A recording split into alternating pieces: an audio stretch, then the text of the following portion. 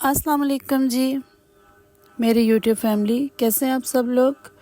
امید کرتی ہوں سب ٹھیک ٹھاک ہوں گے، خوشحال ہوں گے۔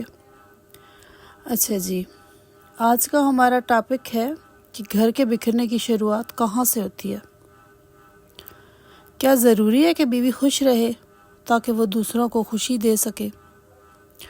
گھروں کے تباہ ہونے کی سب سے بڑی وجوہات میں سے ایک بیوی کا جسمانی اور ذہنی تھکن سے نڈھال ہو جانا ہے، مگر مسئلہ یہ ہے کہ اس تھکن کو عام سمجھا جاتا ہے، یا بدتر اسے اس کا فرض قرار دیا جاتا ہے۔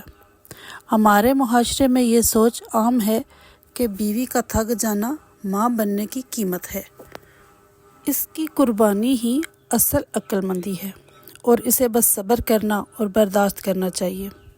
لیکن حقیقت، جب ایک عورت تھک جاتی ہے وہ اکیلی نہیں ہارتی بلکہ پورا گھر ہار جاتا ہے۔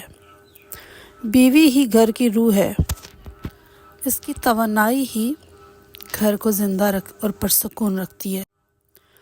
وہ اپنے بچوں کی خوشی اور ان کے جذباتی سکون کا ذریعہ ہے۔ وہی گھر کو صاف، ترتیب وار اور آرام دہ بناتی ہے۔ وہی بجٹ سنبھالتی ہے، اخراجات کو منظم کرتی ہے۔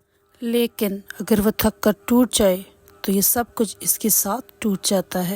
اس کی توانائی اور صحت اس کا سب سے بڑا سرمایہ ہے۔ بیوی کوئی مشین نہیں بلکہ ایک انسان ہے جسے بھی آرام، محبت اور خوشی کی ضرورت ہوتی ہے۔ جب وہ آرام دہ اور خوش ہوگی تبھی وہ اپنا کردار بہتر انداز میں نبھا سکے گی۔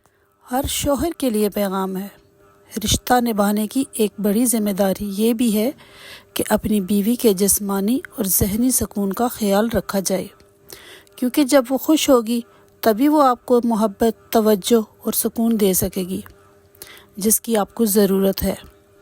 بیوی ایک خوبصورت پھول کی مانند ہے، اگر اسے محبت اور توجہ نہ دی جائے تو وہ مرجھا جاتی ہے۔ ایک خوشحال اور ذہنی سکون والی بیوی ایک خوش اور مستحکم گھر۔ آپ کی کیا رائے ہے؟ بیوی کو خوش اور مطمئن رکھنے کے لیے کیا ضروری ہے؟ آپ لوگوں نے مجھے کمنٹ میں لازمی بتانا ہے۔ اپنا خیال رکھیے، دعاؤں میں یاد رکھیے۔ اللہ حافظ۔